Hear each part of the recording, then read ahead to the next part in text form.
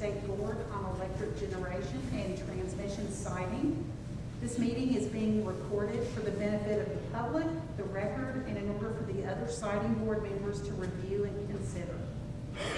We are here today to take public comments in the application of Rhudes Solar, LLC to construct an approximately 100 megawatt alternating current photovoltaic electric generation facility in Harrington County, Kentucky. Please know that the role and obligation of the siting board is to review applications and grant certificates if approved for the construction of these facilities. We understand that in any cases proposing the construction of these types of projects, there can be strong feelings and opinions. We ask that as you provide comments today, that you are respectful and also mindful of the time limit for each speaker. We are here to listen. The applicant is not presenting during this public meeting. The applicant has its opportunity to make its case during the pendency of this matter, including the hearing on Thursday. This is an opportunity for members of the community in which the solar project is proposed to be built to state their positions, concerns, and provide the siting board comments for its consideration. Again, we are here to listen. During today's comment sessions, I cannot answer questions. The siting board is a fact finder and decision maker, and as such, board members are unable to comment or speak to the process or substance of the pending application. Any questions you raise during your comments may be of assistance to the siting board and our staff in adjudicating this matter. If you do have questions for the applicant, you can ask them during this public meeting with the hope that they can later convey, that the applicant can convey an appropriate answer outside of this meeting. Contact information for the company can be received by calling siting board staff at 502-564-3940. We will be limiting the length of comments to 5 minutes, and I will let you know when you have 1 minute remaining. And as always, written comments may be made to the siting board at any time during the consideration of the case and must include your full name, address, and state the case number, which is 2021-00127. And those may be accepted by either regular written mail or by email. When you speak, please provide your name and address prior to your comments and questions. I'll now begin taking comments, and I'll call people up in the order that they signed in. Let me get my timer back up here. And the first person I have is, and I apologize if I mispronounce your first name, Tamara Taylor.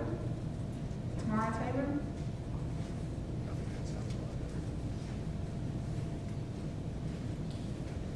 Ms. Taylor, you have 5 minutes. Good afternoon. Good afternoon. Would you like me to take my mask off, or would you like me to? Either is fine. Okay. My name is Tamara Taylor. I am a resident of Elizabethtown, Kentucky. I grew up in Cecilia and have been a lifelong resident of Harrington County. Today I want to focus on the direct link between industrial solar and increased electricity bills. In the January 2022 edition of the Nolan Rural Electric Cooperative's Kentucky Living Magazine, CEO Bob Berry, president of Big Rivers Electric, is noted for telling the Kentucky Legislative Panel in October of 2021 that we have a social obligation to provide people with affordable electricity. First, in relation to the Rhudes Creek Solar Project, I want to use some data outlining the many problems associated with industrial solar as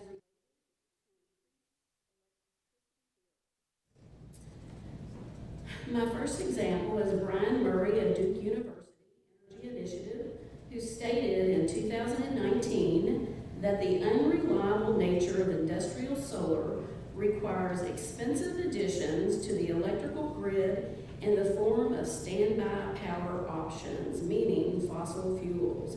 These expensive costs must be absorbed, and these costs get passed on to the average citizens. Example 2. Of course, we all know that solar generates power when most of us are at work or at school, and it generates none when we come home. We also know solar doesn't produce on rainy days or cloudy days, and that expensive battery storage is needed to overcome this problem. The cost of the expensive batteries must be absorbed and are passed on to the average citizens. Example 3, Michael Schellenberger in the April 25th, 2018 edition of Forbes tells us that industrial solar requires more lines, longer lines, and multiple lines. To illustrate that, 18 solar lines are needed for solar, whereas 1 line is needed for nuclear energy. This is duplicating infrastructure that we already have. It's not a wise business decision, and this is an expense that must be passed on and absorbed by the average citizen. And I want to interject just a few examples in other states. Of course, we have a few states who did not increase their electric bills, and it was generally because they had bankruptcies in the natural gas industry. So the United States Energy Information Administration, a government agency, tells us that North Dakota, while solar and wind grew from 9 to 27% between 2009 and 2017, electricity prices rose 40%. Kansas, while electricity from solar and wind grew from 6 to 36%, between 2009 and 2017, electric rates rose 33%. South Dakota, with everything else remaining consistent, electric rose 34%, Iowa 21%, Oklahoma 18%, Hawaii 23%, and California 22%. And with that, I would like to conclude that we all have a social responsibility to provide people with affordable electricity.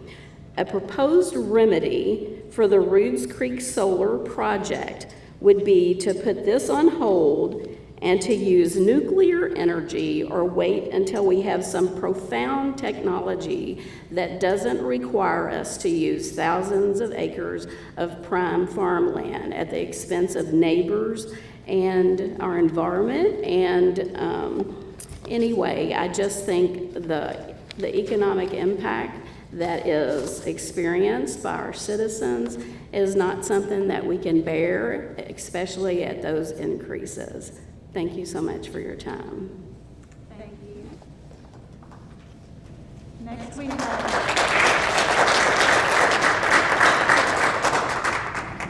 we have Toni Martin.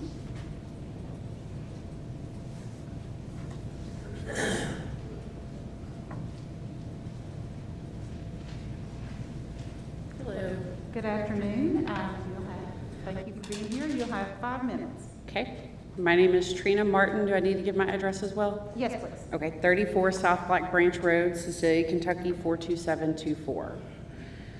I am a local realtor of almost 16 years, and I also have an associate appraisal license. I have studied Kirkland's report and would like to point out several observations. They used 23 matched pairs across the country, none of which were in Kentucky.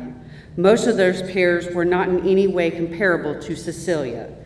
The solar projects were in industrial areas, along major highways or interstates, commercial areas, populations that were 6 to 37 times greater than Cecilia, 14 miles from a beach in Florida, 45 miles from downtown Atlanta, and several other items that would not compare to Cecilia.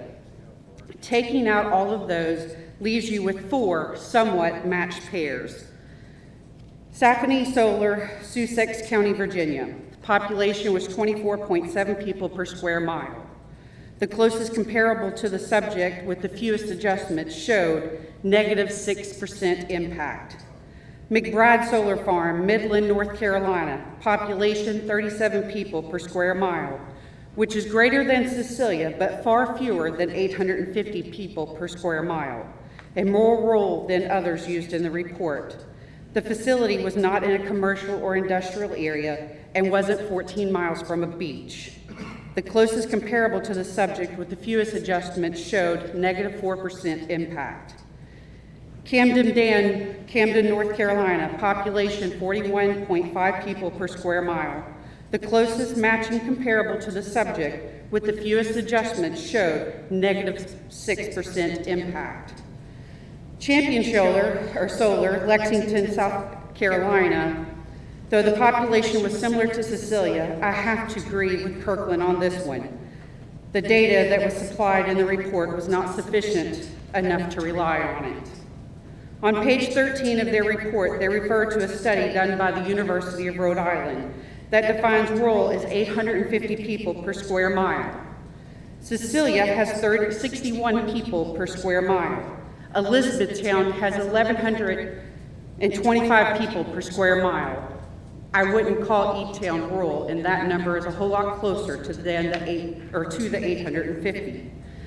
Nick Kirkland himself stated in a public informational presentation that he wasn't sure how they got that to be rural, that they were from Rhode Island, and that he thought they had different standards.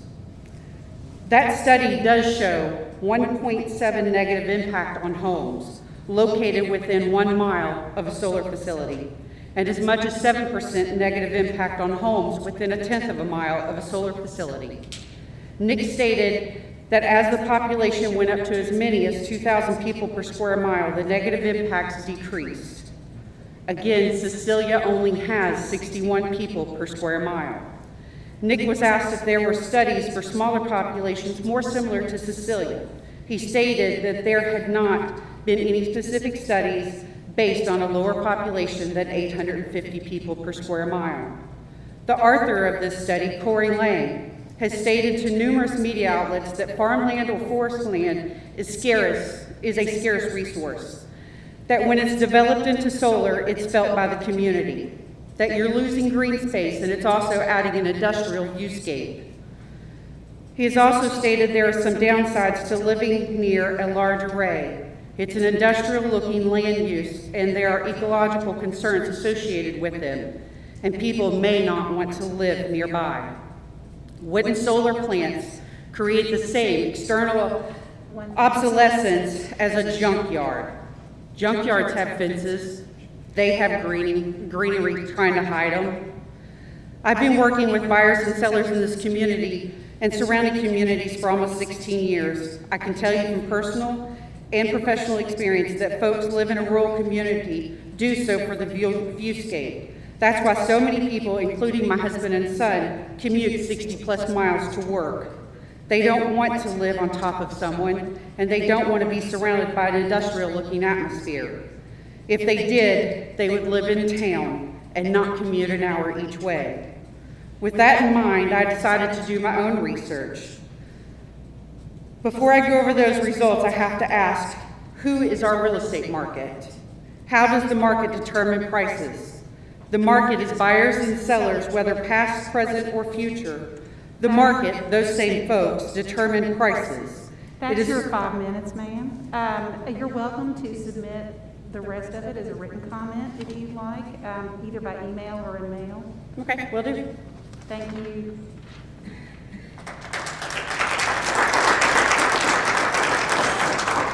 Glenn Harrington.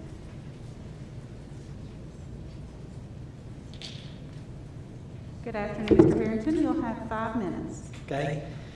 My name is Glenn Harrington. I live at 2528 Hardinsburg Road, Cecilia, 42724. For 17 years, I've served on the Harrington County Soil Conservation Board, Soil Conservation, Water Conservation Board, but I'm a local farmer in Cecilia. I'm right in the heart of this solar panel deal. So my concerns is I'm all about land stewardship. I'm all about protecting our land. I'm all about protecting farmland. But some of my concerns is actual environmental concerns. The water runoff. The Eugene Hill farm is an extremely wet farm.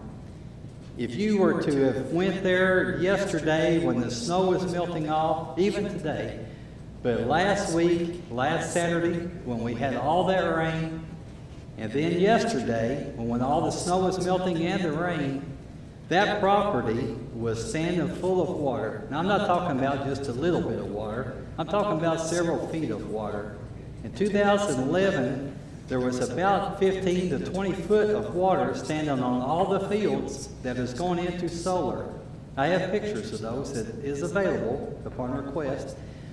But Eugene Hill and his wife Dorothy were not able to live in their home because the water was so surrounding their property that they could not get in and out of their driveway. That 150, 175 acre farm is really wet land. So that concerns me about the flooding issues, because that water has to go somewhere. You put solar panels on land, you're blocking that soil from absorbing the water, and you're creating erosion problems, and you're creating flooding problems for your neighbors. The next concern I have about farmland is we were told by IBV that these solar panels stand 16 foot tall in the air. Okay, it's going to take a pretty substantial pole that's going to be buried pretty deep in the ground, about 15 foot deep in the ground, to keep the wind from blowing these poles over. If not, it's going to be like a domino effect. Poles are just going to go over with extreme wind. You're actually ruining farmland whenever you dig that many holes on that property, 15 foot deep, and you pour them in with concrete. That is a tremendous, it's just wasting land. I mean, it's just going to be devastating to the land to put that many poles 15 foot in the ground. You can never return land back to that. You cannot dig that back up. There's bound to be footers, concrete footers, that these panels will be sitting on and these poles will be sitting on, and they will actually be about 8 to 10 foot deep in the ground. Plus all the underground wires that's going underground that's going to be buried. There's no way of getting that farmland back. I always say when the bulldozer goes on farmland and you disturb the land and you take the topsoil away, you can never bring that farmland back to production again. I don't care how much you try, you're taking the topsoil away and it will never be producing food ever again.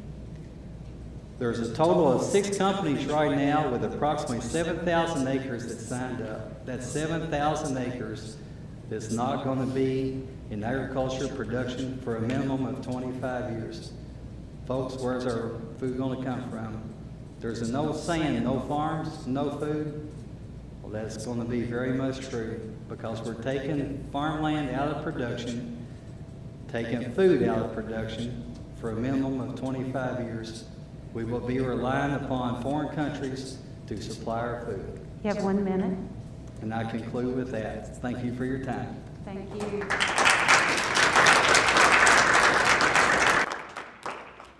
Mary Ann Dell.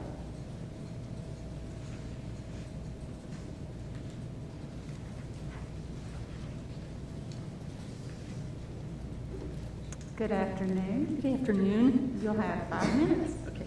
Hello, my name is Mary Ann Dell. My address is 513 Lymington Court, Louisville, Kentucky, 40243. By the late 1800s, early 1900s, greater sandhill cranes had almost been extirpated from the eastern United States due to widespread overhunting and habitat loss. Protected since the 1930s, this endangered species of crane slowly began to make a comeback to some of its original territory. The spectacle of the congregating cranes in Cecilia, Hardin County, during fall and spring migration is a result of the protection efforts, growing as the population has increased, attracting birders and photographers to the area to observe the cranes at close range. If the solar project goes forward, critical habitat, in other words, the agricultural fields all around Cecilia, needed by cranes during migration to forage and rest will be eliminated.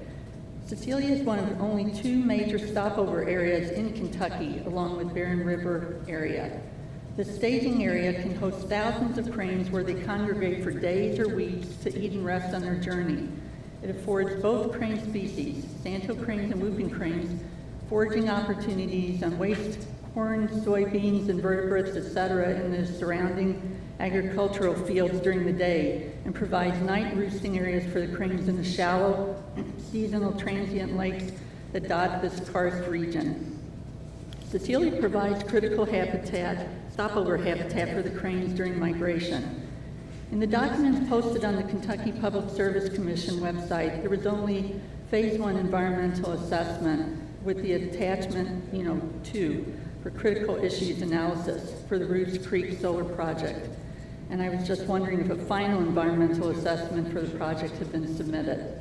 Not addressed in any of the material was the presence of hundreds to thousands, if not 10,000s, of sandhill cranes observed in the Cecilia area between December and March, with high numbers usually reported during spring migration, and that's every year.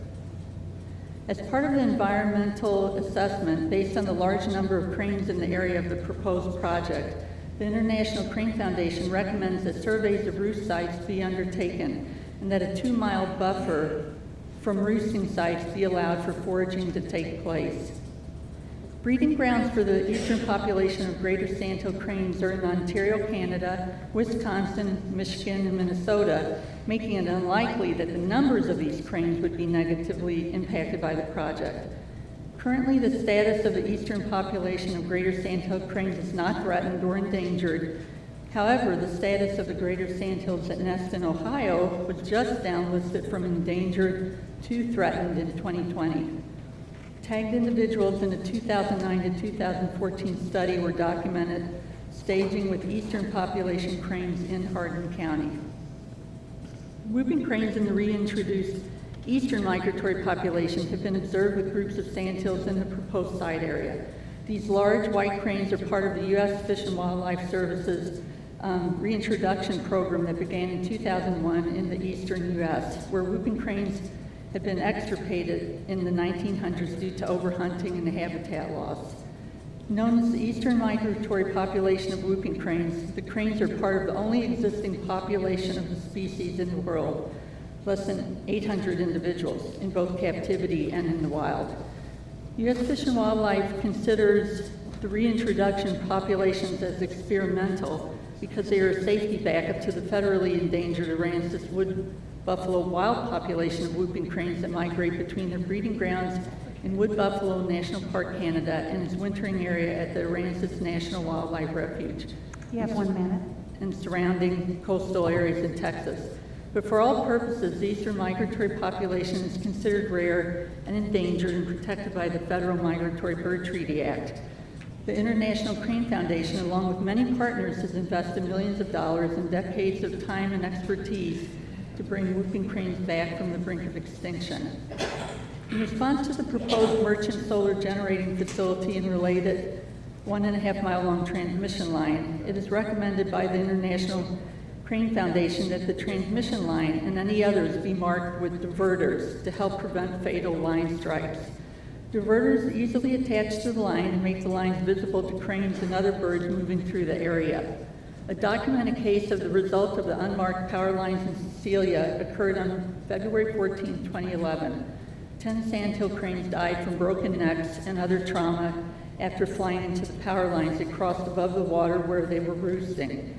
It was thought that something spooked them off the roost at night, causing them to fly into the lines. That's your 5 minutes. Okay, You're welcome to also submit in writing. I just had a short sentence. Thank you Well, for your you're welcome just to. Well, I was just going to say Fish and Wildlife, the Kentucky Department, put diverters up on the lines, problem solved. So, thank you for your time.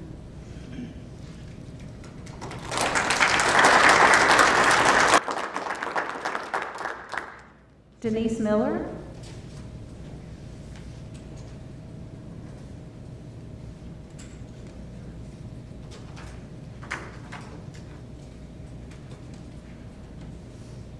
Good afternoon. Hi, my name is Denise Miller, 1608 Franklin Crossroad, Cecilia, Kentucky, 42724. I live on a farm between Franklin Crossroads and Stevensburg. I just recently retired from St. Mary Elizabeth Hospital, where I worked in the pathology department diagnosing cancer. There were several chemicals used in preparing specimens for microscopic examination that were considered toxic to humans. Extra caution was used to minimize exposure to these chemicals. During my 40 years of experience, I learned how even the minute amounts of chemicals were very harmful to humans. Some of my responsibilities as a safety leader in the laboratory were monitoring the efficiency of the ventilation and also the biochemical hoods. My opposition to this project is based upon the probability that the nearby residents' wells and public water supply will be at risk of contamination of harmful chemicals. The solar panels being produced today have different amounts of toxic chemicals and heavy metals depending on which company is manufacturing them. China produces most of them, but the Chinese are not as strict in monitoring hazard chemicals as Americans are. There have been many studies by scientists collaborating the existence of these chemicals. Dr. Allison Davis quoted, "Particles of damaged panels will fall into the soil, creating contamination from heavy metals and rare earth elements in solar panels." That was a report on September 2020, and I had a document for that. Dr. David Gwynn, a specialist in cell and tumor biologist, quoted, "Toxic chemicals are a problem in solar panels from manufacturing them all the way to decommissioning."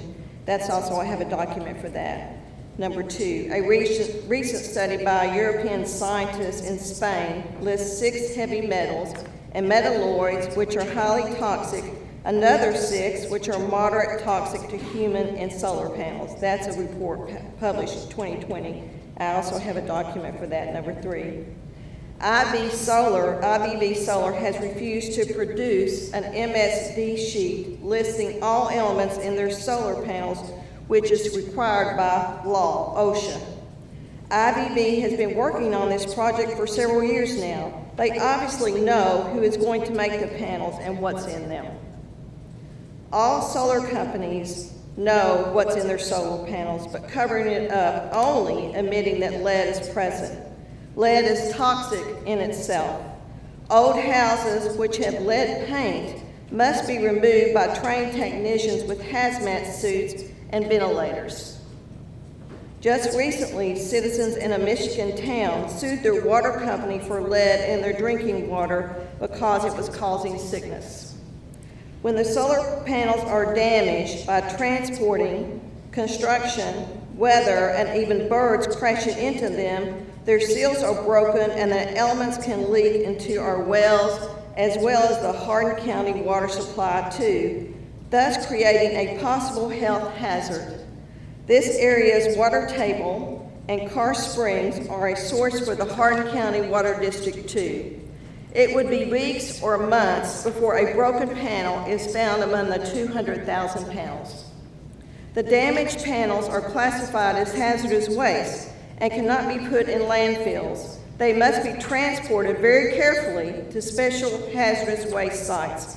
Can you imagine what would happen if another tornado came through Cecilia? You have 1 minute. 200,000 panels broken and scattered over a 10 square mile area. Our trained hazmat firemen would be working for months while the panels were leaking over that large area. Cecilia has a history of severe weather and tornadoes. We were lucky a few weeks ago. It is much easier to prevent a catastrophe than to solve one afterwards. As a trained laboratory scientist, this is my greatest fear for our community and friends and family of Cecilia. There are several better options of producing electricity with fewer safety issues for our citizens. Thank you for your time. Thank you.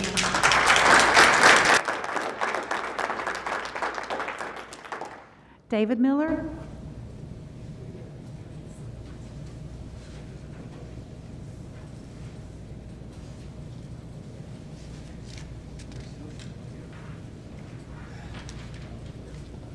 Good afternoon, sir.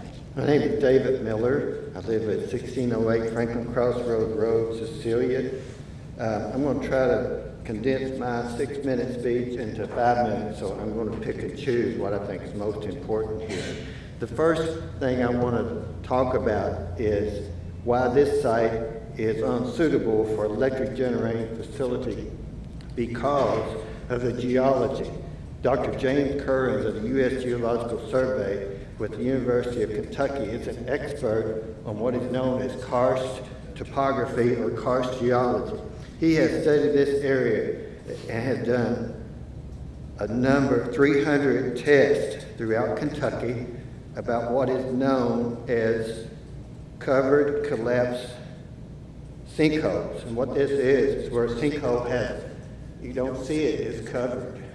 And you drive through it and build something over it, and it collapses. It's called a covered collapse sinkhole. This area is noted for that. In fact, just a few years ago, the Corvette plant in Bowling Green had a covered collapse sinkhole, fell through, and the Corvettes fell down in the sinkhole. So this area is known as the Western Pennyroyal karst area. So when this happens, if you have an aerial photograph, you don't see these sinkholes. You see the ones that are open. But the ones that are covered lightly with soil are there, but the photographs won't show those. So when they fall through, whatever's above them will fall through also. Now, if you have transformers up there, or if you have solar panels, they're going to fall in these sinkholes. This happens. We've had several farmers that have had equipment fall in these sinkholes. One of my neighbors had a cat that fell in a sinkhole, and it took 2 men and a ladder to get this cat out. He could hear it bawling, but he didn't know where it was because there was no sinkhole there before. Actually, the cat was okay, but the cat wasn't very happy about this. So this is one of the reasons, a really important reason this is not a good site for this. Now, I want to quote Dr. Currens about this area. Sudden and unpredictable collapse of unconsolidated cover over soluble bedrock defines cover collapse. Cover collapse sinkholes in Kentucky frequently damages buildings, roads, utility lines, and farm equipment. It has killed livestock, including thoroughbred horses, and has injured people at an estimated cost of $20 million in Kentucky each year. Although the genesis of a cover collapse sinkhole is understood, precisely predicting the time and place at which this collapse can occur is yet not possible. Now I'm going to skip some. Okay, now the other very good reason this site is unsuited for the proposed energy facility is the value of the farmland that it is displacing. Much of this farmland is classified as prime by the Harrington County Planning and Development Commission. Prime farmland is best suited to grow crops, corn, soybeans, wheat, hay, vegetables, and so forth. It is a green, renewable resource, taking in tons of carbon every day. 36,000 pounds of carbon is taken in per acre on an average cornfield in the middle of June. That's cleaning the air and giving us oxygen at the same time. Now, how do you quantify prime farmland? How do you put a value on this? Well, how much is it worth? What somebody will give for farmland? No. How can you have to put value on it according to what it will produce today? 1 minute, I got it. What it will produce today and what it will produce 10 years from now and 20 years from now. We have been told by experts that by 2015, we are going to have to double our food production. Senator Paul Hornback recently stated that Kentucky alone is losing 16,000 acres of farmland every year. So I'm going back to my question, how do we quantify the value of farmland? It is impossible. It is priceless. I am all for green energy. The best green energy we have is our farmland. Thank you. Thank you.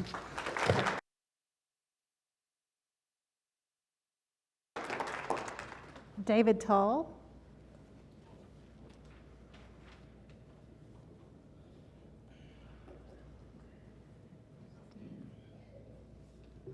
Good afternoon.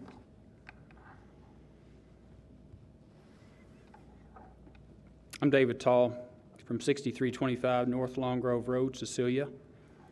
I'm the owner and general manager of Tall Equipment. I've been employed there full-time for 38 years. Started when I was 3. Just kidding. I've been the owner for 25 years. Tall Equipment is located in Cecilia. We're 55 years old, third-generation business, in which, incidentally, we would consider the Grays and the farmers that lease the Hill Farm as wonderful long-term customers and great friends. In the past 4 decades, I've seen a lot come and go in our ag industry. But I've never seen anything come onto the scene so fast and with as much potential negative impact to our local ag economy as the utility-scale solar industry that's flooding into our county. The question on the table is, if we just look at the economic impact, should the county trade 1,072 acres of prime crop production farmland for a 100 megawatt utility scale solar installation? IBV Solar is proposing to convert these Hardin County acres into a solar facility that they are publicizing a $2.83 million tax revenue increase plus an additional $15.2 million over the life of the project, which they're saying is 35 years, including 250 to 300 jobs during construction, which are temporary jobs. These are short-term jobs, and they're filled by a large number with out-of-state construction workers. Once construction for this phase is complete, IBV states that only 2 or 3 permanent jobs will be created. Did you get that? A creation of only 2 or 3 permanent jobs. So here's the trade-off. 1,072 acres of farmland will be taken out of the row crop production. And one of the best ways that I can think of, and the most accurate ways to quantify this to a dollar figure, is to simply calculate the production cost or the cost of putting out a crop. And now, according to the UK Ag Department's corn and soybean budget for 2022, the average cost of putting out a crop will be $787 an acre for corn, $508 an acre for soybeans. We know these costs are going up considerably. We know that, on average, our farmers around here will go on a 50-50 crop rotation with corn and soybeans. So if you average these two out, you'll come up with $650 an acre. So 1,000 acres at $650 an acre equals $650,000 per year being spent mostly with local agribusinesses. This cost of production is spent on seed, fertilizer, herbicides, lime, all purchased from small agribusinesses like Nutrient Ag Solutions, Southern States, and Minks Quarry. The cost of production includes equipment depreciation, which goes toward purchasing tractors, combines, and planters from Jacoby and Wrights. This 1,072 acres will not produce its average 95,000 bushels of corn or 25,000 bushels of soybeans per year, which means there will be no need for future grain bins, grain dryers, grain legs, augers, which could possibly be purchased from our business, Tall Equipment.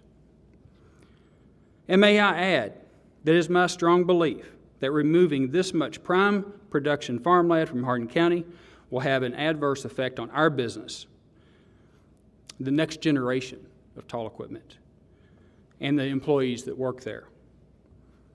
In a paper published by Allison Davis, PhD, UK Department of Agriculture, called The Influence of Agriculture to Clark County's Economy, the professor states that on page 9 that for every $1 lost in agriculture, the ripple effect will be an additional 20%. So that's $1.20 for every dollar lost.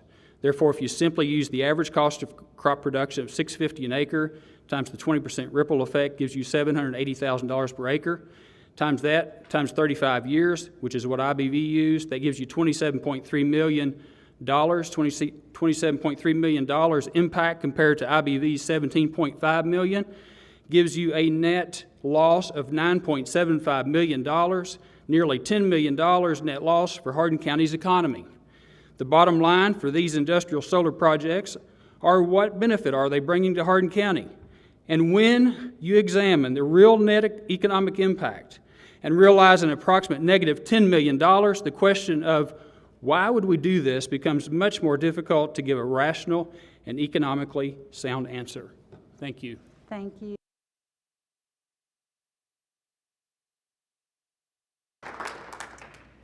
Dan Esser? I apologize if I just butchered your name. All right, I didn't write real quick.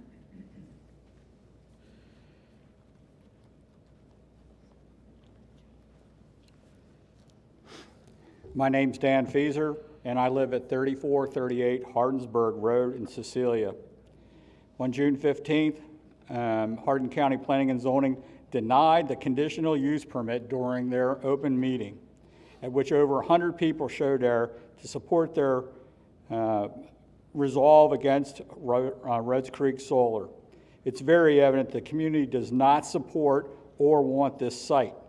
IBV went to court and had the court overturn the CUP outcome on a single word in the ordinance, not the process. This does not change the fact IBV was denied the permit that night and does not have a COP permit at this moment. As president of Hardin County Solar, Citizens for Responsible Solar, I represent 400 members on Facebook, and we have over 1,200 signatures against projects of this nature. And we are in the process of requesting a moratorium on industrial solar in Hardin County. Unknown by the citizens of Hardin County, IBV approached the Planning and Zoning Commission in February of 2020 and worked with them, and in November of 2020, at a meeting, convinced the Planning and Zoning Commission to pass a resolution that permitted Hardin County to have solar in A1 areas. It did not ask for public comment, did not apply or discuss any of this with the neighbors, and just went ahead.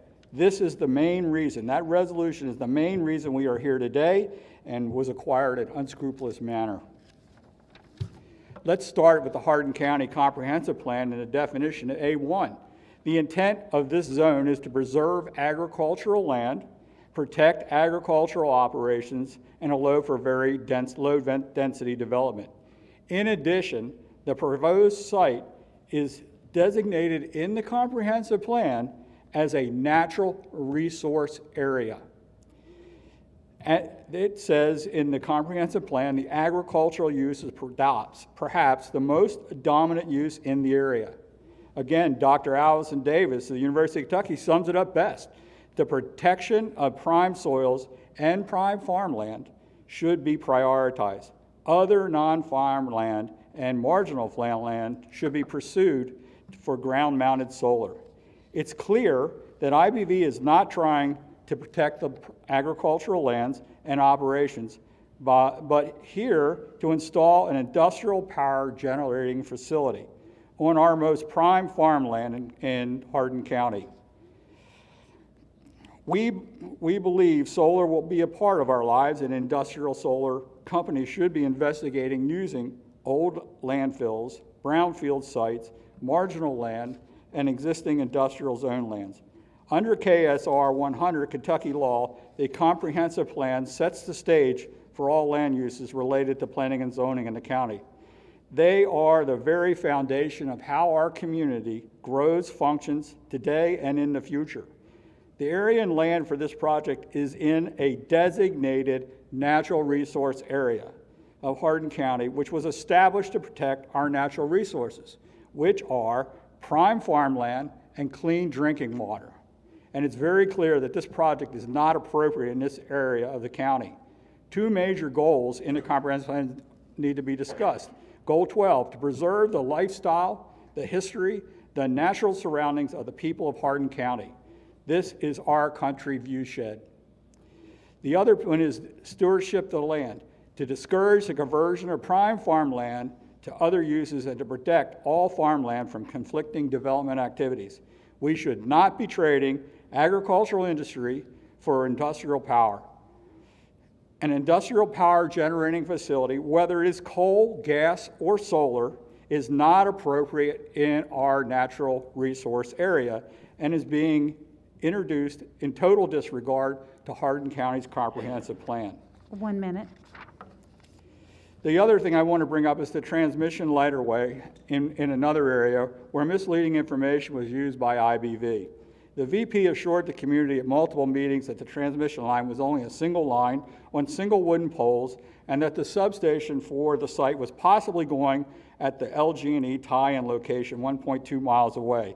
The utility power line right-of-ways were obtained based on that misleading information, which I am sure the VP of the major solar company should have known the unsugar-coated truth.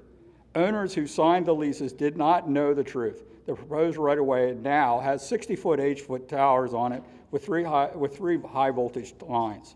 The home values are destroyed, and it's ruined our viewscape, and it's just another area of misinformation. The PSC has no right to approve a project that has had the conditional use rejected once and at present has no approved CUP permit, and it destroys the designated natural resource area and destroys most prime farmland in Harrington County for generations to come, endangers the watershed of our entire community, states that the project states that its viewscape is protected by 2 rows of 8-foot high trees and a chain link fence around a 1,100 square foot area. That's your 5 minutes, sir.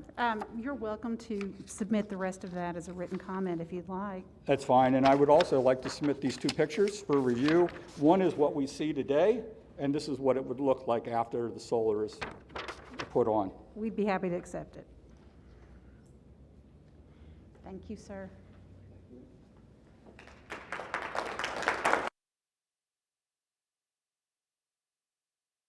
Tylerpence.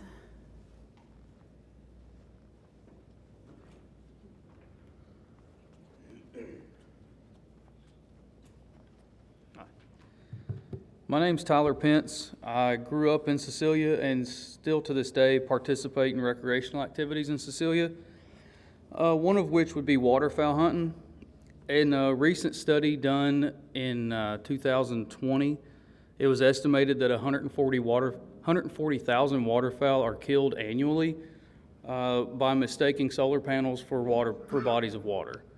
Now, being a young man, I'm open to new ideas and understand that everything has its time and its place. Advanced Green Technology Company out of Fort Lauderdale, Florida, makes solar rooftops, solar carports, things that are already a structure that can be covered with solar panels, as opposed to using prime farmland. Runoff has been mentioned as an issue by some of the previous speakers. If the runoff is striking concrete underneath a carport, it's not going to propose as much of an issue as if it runs off on farmland where it erodes soil.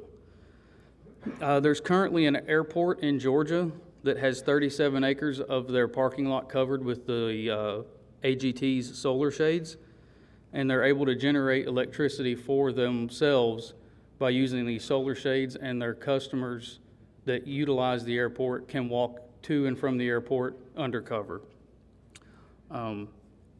It's also been mentioned today about Hardin County's cave systems. Hardin County has a documented 462 miles of underground cave systems. These solar panels could cause issues with the caves as to where if they are on a structure or covering a parking lot, the cave systems may not be such an issue. My biggest question that I would like to present to the committee is why farmland? Thank you. Thank you, sir.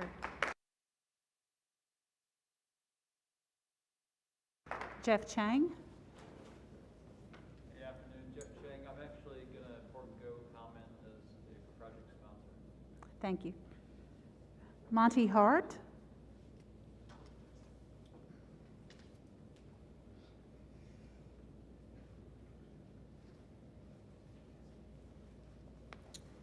Good afternoon. Good afternoon. How are you?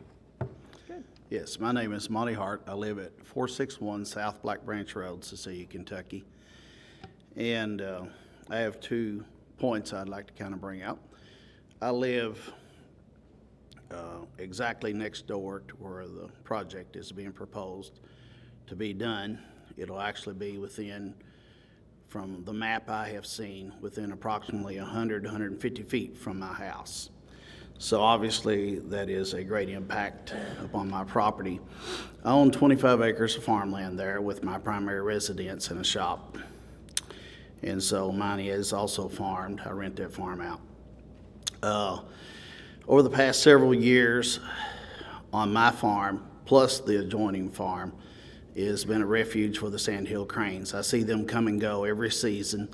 We've actually had many sightseers come. We've had people from out of state come to observe these sandhill cranes. And so it's become a popular destination for people to come into our area and to observe this. So that is a concern to me. We had a church function. I had our young people at our property on this Saturday, just a few days ago. And so we had about 35 young people. Our property floods if it gets a lot of rain. We had a lot of rain over the last 2 weeks. So we had about a 2-acre bottom that I have actually seen hundreds of sandhill cranes on our property. And on Saturday, we had a skating party there because of the flooded water. Well, the next door property, which were the part of the proposal of the solar panels is going, I have seen hundreds of sandhill cranes on that property also. So that's a little bit of the background of the sandhill cranes. If that property is covered with solar panels for 1,000 acres there, those cranes will not be on that property. They can't land on solar panels. They'll land on water. They couldn't land Saturday because it was covered with ice. So I said all that to say this. Obviously, it'd be very detrimental for those cranes and for people to come to watch. They're not going to come to look at solar panels. They're going to come to look at cranes. So that would be one thing. Then I looked up an article on property values, and I'll read part of that.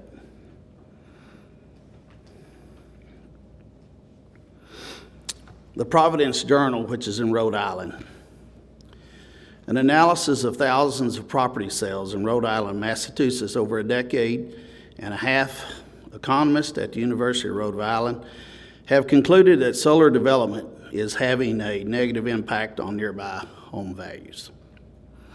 Quote, Corey Lang, Associate Professor of Natural Resource Economist and doctoral student, I can't pronounce his name, found that the prices of home within a mile of solar installation declined 1.7%. Homes within a tenth of a mile went down by 7%. So my house and farm is within that 1/10 of a mile, definitely.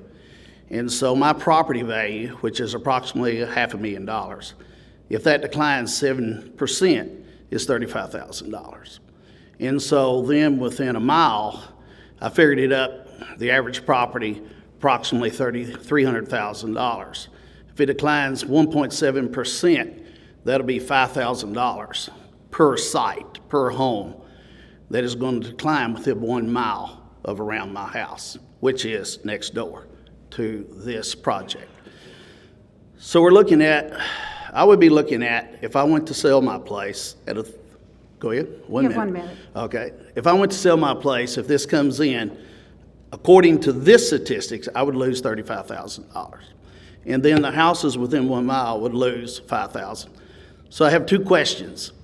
Will the solar company, will they buy another 1,000 acres of ground so the cranes can land somewhere else?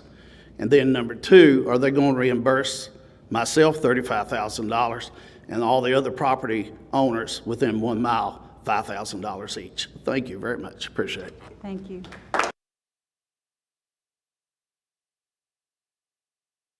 Could someone run and shut the left-hand door? The sun's coming straight in. Eric Cook is next.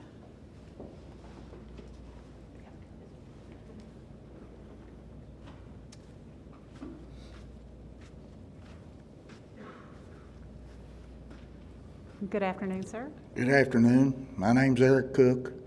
I live at 2168 Western School Road, Eastview, Kentucky.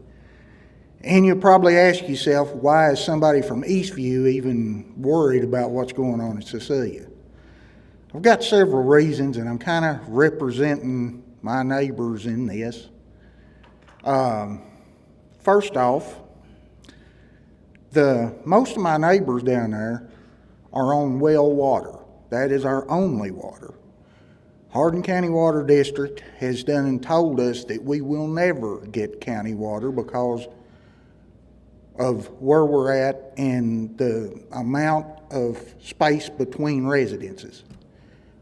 So if this goes in and we have a disaster such as we had in Mayfield, Kentucky, and it contaminates the groundwater, this entire area that we're talking about is a watershed for Nolin and Rough River both. It's on top of a cave system. I can take anybody to sinkholes that's actually got water running through them. And one of my big questions is, if we have a natural disaster and it contaminates my well and my neighbor's wells, once we lose water, our property is worthless. Because we water cattle from springs, water cattle out of your well, you have no option of municipal water. And another problem that we're going to run into is the farmers that's displaced on this ground that's going to be used for this. A farmer's not going to quit farming. If he gets moved from one spot to another, he's going to find another place to go. Okay, the only available farmland without pressure from development in Hardin County is in southwest Hardin County. Okay? What we have for farmland down there is not the prime farmland that they're sitting on in Cecilia and the Glendale area. Our farmland is sandy and wet. And the guys that I know that's my neighbors and friends that farms this, they're paying every bit of the rent that they can afford to pay to make a living off of this ground. Okay, and most of them are full-time farmers. They have no other job. Okay, what we're doing here is putting pressure to push my friends and neighbors out of employment, because once you get an influx of this solar money, the ones that signed up the ground that's going after more ground, they can pay more money. And that hurts me as a cattle farmer, and it hurts my neighbors as row crop farmers, because once they start after ground, the land that I'm baling hay off of, they're going to be after it for row crop. Even though it's not as good a quality as what they've got, it's all about our government and our subsidy programs to keep your acres up. So I was always explained that a farmer is a steward of the land. And to be a steward of the land, you're supposed to take care of the land, you're supposed to work the land. You're not supposed to sell out to the highest bidder. You have 1 minute. So, and what I've been saying here, this is what we're dealing with in the other end of the county. I grew up in Stevensburg, Kentucky, and in 1974, I stood on the porch at my mom and dad's house and watched a tornado destroy most of the area down there where they're proposing to put these solar panels. So it can happen, it has happened, and I have seen it. So that's why I am so worried about protecting my farmland. Everybody says it's property owners' rights.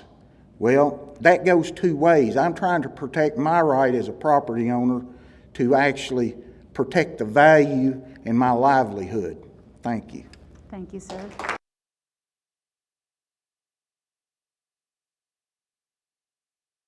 Rosalind Feaser.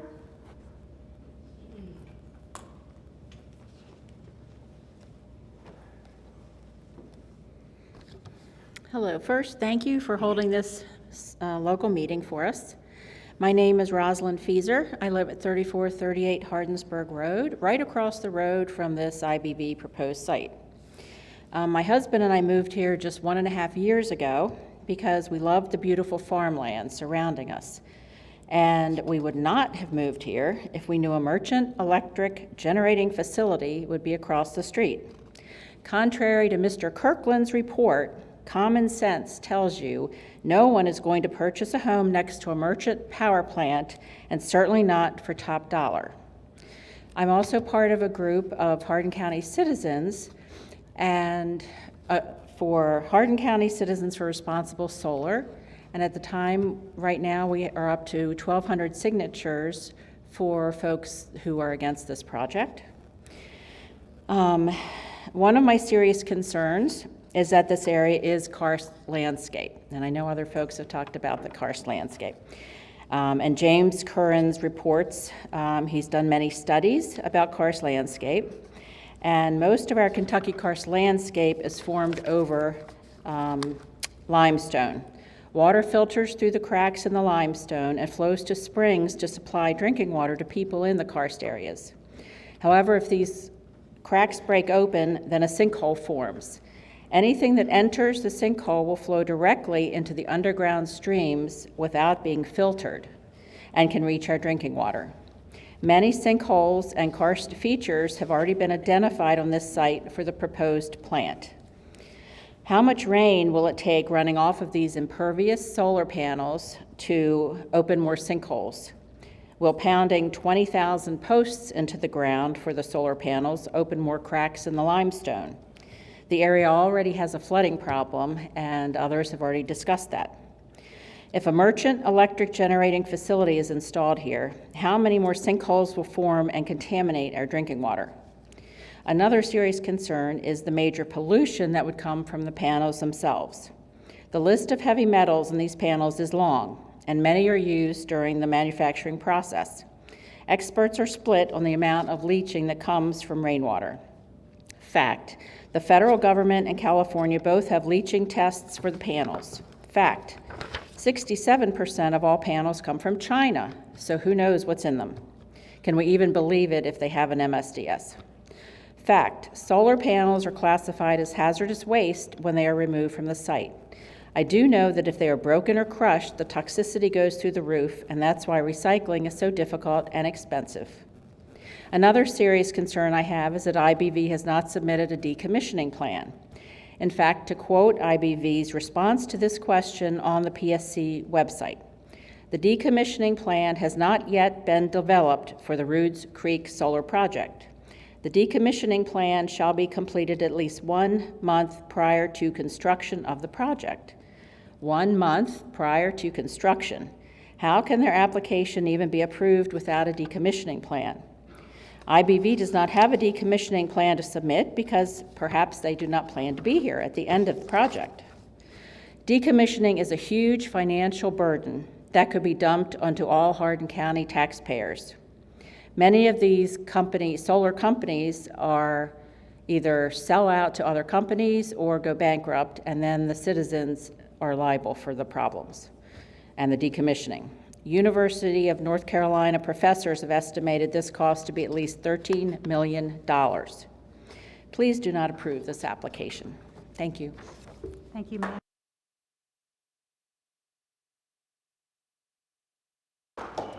Keith Tall.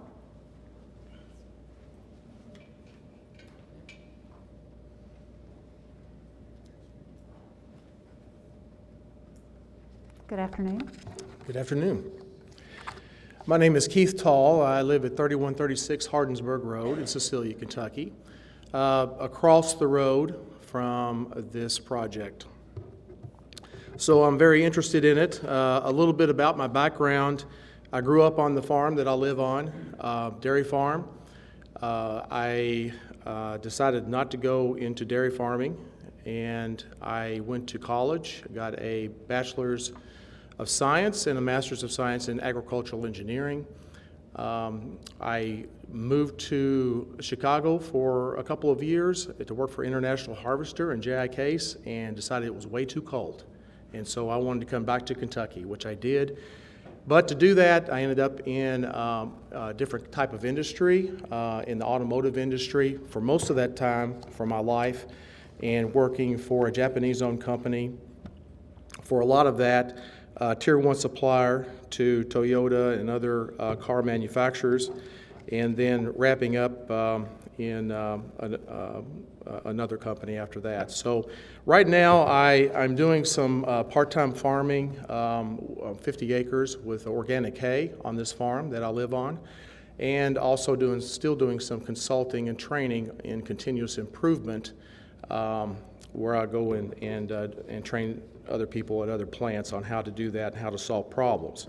So that's kind of where I'm coming from. I wanted to take a step back, and I only have a few minutes, so I'm not going to be able to go into the detail that a good engineer would want to go into, but I'll just have to summarize. And so just to take a step back and say, why in the world are we even looking at solar energy to begin with? I think it's a pertinent question, and I hope that the board has looked at it and is looking at it, of why, why Kentucky would even look at this as a viable energy source. It makes absolutely no sense to me after digging into it and doing some research for a lot of reasons that my neighbors have already brought forth. But just one note here is that Kentucky only averages about 195 days of sunlight, of sunny days, I will say, about 53% of the days. And of course, if we can kind of comparison look at Arizona, which you would think probably has the sunniest, the most sunny days, that would be 300 days for them, about 82% of the time. So what happens when there is no sun? Well, we get our candles out, or do we rely on conventional types of power? So I hope that we can still do that. I'll just make a note here that one of the things that bugs me is that the solar companies come in and they talk about how many homes that they can power. It's a little misleading, right? Just on the surface of looking at that, you would think that the power coming from this power plant that they're proposing, that we could, I forget now I don't even remember what the number of houses is. Let's call it 15,000 homes. But whatever the number is, that those homes would, if you could just tie them into the grid right from there, that they would power all of those homes all the time. That's on the surface. Now, if you just have a brain and you think about it just for a second, you realize that there's about 14 hours there that there's darkness and that there's no sun to power it. So, that becomes obvious pretty quickly. So let me just summarize, just to make sure I get it in here, and I have a lot of data behind all this stuff. But solar farms, I just want to look at efficiency. Something that I'm close to my heart. Solar farms are intermittent electrical energy sources that cannot be relied on to support a household or a business, much less a society. Regardless of the weather, solar power goes to zero at least 14 hours each day. Kentucky winter has only 3 hours of peak sun per day. 3 hours. Using solar to replace conventional power is obviously impossible. So we're going to have to double up on the systems. And guess what? That costs money, a lot of money. Expensive switching capability costs for the grid, eventually double and triple our electrical bills. So it's not just the people that are living around this. This is everybody that's on NOLA and RECC and on the grid. Decommissioning costs, which was just mentioned, at least $10 million for 100 megawatt, and little understanding of whether some kind of bond, or if so, will that money be there in 25, 30, 35 years? Big question mark on that one. Okay? That's your 5 minutes. All right, I ran out of time. If you have more, you're welcome. I to will, submit. and I do have a PowerPoint, and I will send that to you. Thank you, Okay, sir. thanks.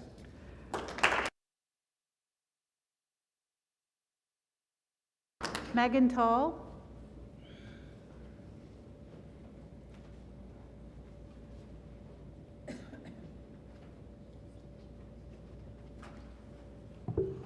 Good afternoon. Hi, my name is Megan Tall. I live at 3136 Hardinsburg Road, Cecilia, Kentucky, wife to Keith Tall, who just spoke. I would like to just take you on a little walk today. Come with me on a walk today. See if you can envision the change. You wake up to a captivating sunrise that calls you outside to the crisp morning. The rays are illuminating the eastern sky, and a mist blankets the resting cropland. It's an average autumn morning in the farming community of Cecilia. There is still work to be done: final harvest, equipment maintenance, and planning for the coming year. The annual Lois Crozier Tractor Parade and hay rides fill up this rural community's calendar. Families gather together to share a meal and give thanks for what God graciously has given to us over the past year. We own our land, nurturing and caring for it to bring forth the fruit of its soil. This is life in our farming community of Cecilia, Kentucky. Today, a truck rides into town from a distant location that has never experienced a fall harvest in rural Kentucky. Businessmen come bearing packets filled with photos of proposed farms. But these farms have nothing to do with agriculture. These farms have everything to do with capturing our land and imprisoning it with an 8-foot chain link fence, myriads of steel posts, huge glass panels, mammoth transforming electrical lines, continual glare, high-pitched humming, increased temperatures, heavy equipment, and slamming bangs. Dear farmer, this is no longer your land. This has been captured from you through a promise of financial security and long-term leases. They claim that in a quarter century it will return to farmland. But where will the farmer be? Many of us 6 feet under. Our posterity gone from rural Cecilia. Instead of harvest and hay rides, this community will be covered completely in a sea of glass panels. Don't bother to plan a community event or schedule an annual tractor ride, because there will be no rural community. The big solar companies have been successful at capturing our farmland. It is gone. But this evening, I will be captivated by another beautiful sunset and give thanks that I have been blessed to live in a rural farming community. Thank you. Thank you.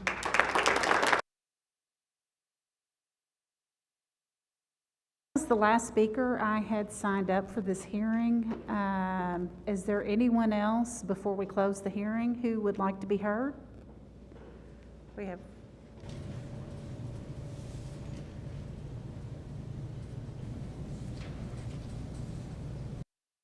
Would you please give me your name? So I can Okay, my name is Donald R. Sexton. I live at 434 South Black Branch Road, Cecilia, next door to this proposed solar farm. I own about 180 acres in there, and a young man who farms my land has signed his own land up for solar farms because they've offered him so much more money that he can afford to go that way instead of farming his own land. He has assured me that he will keep farming my land. My land will never have a solar farm on it, and I'll tell you why. I grew up in Wayne County. Wayne County's over eastern Kentucky, Appalachian Mountains. I grew up raising tobacco on a hillside that was so steep that we couldn't plow it with a tractor. It had to be plowed by mules, and Daddy had to do it. We did that the entire time I was going through high school. I went to college after that, lived in Bowling Green those 4 years, then went to Henderson, Kentucky. If you know Henderson, Kentucky is next to the Ohio River up there. A lot of land up there floods, but it's a lot of big land. That was my first experience with big farmland. After that, I moved to Madisonville, Kentucky, where I managed a fertilizer plant. That was another experience with big farmland, or big farmers. And then we had some small farmers, but those farmers all loved their land. They all took care of it very well. Green River was within 3 miles of the plant that I operated. And for my first winter there, I didn't know that we had farmland that close to my plant because the river flooded and was covered up for that entire winter. The next spring, I drove down there, and here's 2 combines out there in those fields where those water's been, combining the soybeans that's been underwater all winter. From there, I moved back to Hardin County. We bought a feed mill. We had a very successful feed mill. We did a lot of business. When we first started out, we had a lot of small farmers that we dealt with. We wrote over 200 tickets a day for people coming through our store, and we felt like we were very successful. As time passed, it became very clear that these small farmers were going out of business, that they were not going to be there. At the time I was in business, I had 7 major competitors within Hardin County. Today, there's only 1 major feed store left in the county. That tells you what's happened to the small farmers. The farms got swallowed up with some of the bigger farmers. Now, going back to Wayne County, when I was dating my wife, I came up to visit one day, and her dad was farming and plowing a field on the backside of his farm. And he knew I loved to farm and loved to do that, so he let me go back there and plow. I came back and I told him, I said, man, if we had some land like this in Wayne County, I'd be a rich man. I'd just stay right there. Anyway, I ended up in Hardin County. We do not have the best farmland on our farm. We have marginal land. We have prime land in portion of it. The young boy rents our land. He does very well. He hauled off several semi-loads of corn this year, so he's doing okay. But prime farmland is important. It's important to you, it's important to me, but it's important to my family. Property values are not going to affect me because we're going to die living on that farm. We will be dead when these solar farms leave, so decommission is not an issue for me. But prime farmland is. Yes, we've been approached. We've been asked to sign our land up. I will assure everyone in this room that we will be dead before our farm becomes a solar farm. Thank you.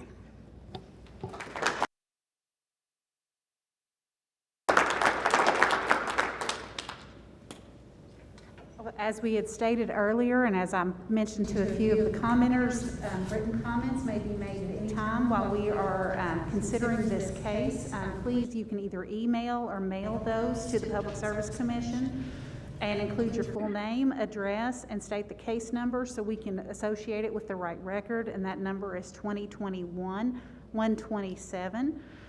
And we thank you so much for coming out today. Please be assured that the Siting Board will consider your comments when they are considering this case. And with that, this public hearing is adjourned.